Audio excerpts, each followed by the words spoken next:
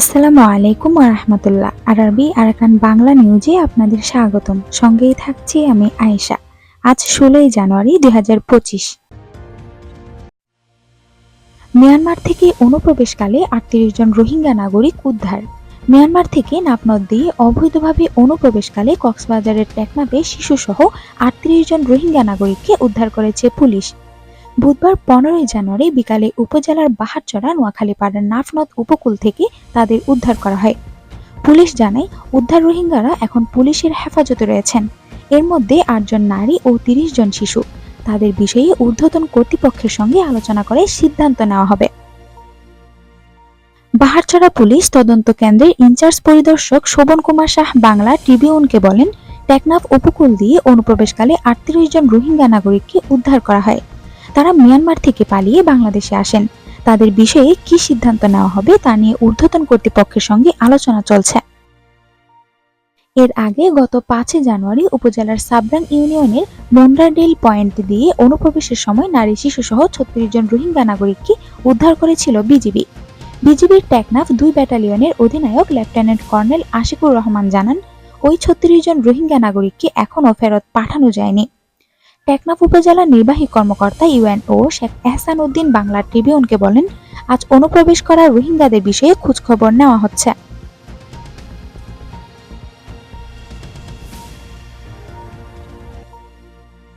রোহিঙ্গা শিশুকে মাটিতে পুঁতে মুক্তিপণ দাবির ভিডিও ভাইরাল। শিশুটির বয়স আনুমানিক 6 বছর। শরীরের গলা থেকে নিচের অংশ মাটির একটি গর্তে পুঁতে রাখে। শিশুটির চোখে মুখে ভয়। এই অবস্থায় রোহিঙ্গা ভাষায় শিশুটি তার বাবাকে উদ্দেশ্য করে বলছিল, আব্বা তাড়াতাড়ি চেষ্টা কর, মরে গাতত গলায় ফিরলে টিয়া দে, বাবা দ্রুত চেষ্টা করো, আমাকে গর্তে পুঁতে ফেলেছে, টাকা দাও। এমন একটি ভিডিও বুধবার 15 জানুয়ারি রাতে সামাজিক যোগাযোগ মাধ্যম ফেসবুকে ভাইরাল হয়। এর পরপরই ভিডিওটি নিয়ে তীব্র প্রতিক্রিয়ার সৃষ্টি হয়। নানা উদ্বেগ উৎকণ্ঠা প্রকাশ করতে থাকেন ফেসবুক ব্যবহারকারীরা। আর সেই ভিডিও উৎস জানতে পুলিশ, রোহিঙ্গা নেতা সহ একাধিক জনের সঙ্গে আলাপকালে জানা গিয়েছে, 15 সেকেন্ডের এই ভিডিও 10 জানুয়ারি কক্সবাজারের উকিয়ার অজ্ঞাত স্থানে ধারণ করা। ভিডিওর শিশুটির নাম মোহাম্মদ আরাকান, তার বয়স 6 বছর। সে থাইংখালী 19 নম্বর রোহিঙ্গা ক্যাম্পের C15 ব্লকের বাসিন্দা আব্দুর রহমান ও আনোয়ারা বেগমের ছেলে। 8 জানুয়ারি আরাকান ক্যাম্পের খেলার মাঠ থেকে নিখোঁজ হয়। এরপর 10 জানুয়ারি তার মা বাবা এই ভিডিও বার্তা পান। নিখোঁজ আরাকানের সন্ধানে এর আগেই তার মা বাবা থানায় জিডি করেছিলেন। ভিডিও বার্তা পাওয়ার পর তারা নিশ্চিত হন তাদের ছেলেকে অপহরণ করা হয়েছে। অপহরণকারীরা আরাকানের মুক্তির বিনিময়ে 7 লাখ টাকা মুক্তিপণ দাবি করে। অপহরণকারীদের কথা অনুযায়ী দেখিয়ে দেওয়া স্থানে প্রথমে 50,000 টাকা দিয়ে আসেন আরাকানের স্বজনরা। এতেও আরাকানকে না ছাড়ায় ধার দেনা করে আরও 1,60,000 টাকা দেন তারা। 14 জানুয়ারি রাত 11:30টার দিকে কুতুপালং এলাকার MSF হল্যান্ড হাসপাতালের সামনে শিশুটিকে হাত পা বাঁধা অবস্থায় ফেলে দিয়ে চলে যায় সন্ত্রাসীরা।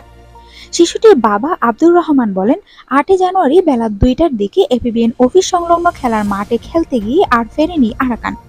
2 দিন ধরে আরাকানের সন্ধানে তারা বিভিন্ন ক্যাম্পে ঘুরেছেন, পুলিশের কাছেও গিয়েছেন, এপিবিএন এর কাছে সাহায্য চেয়েছেন।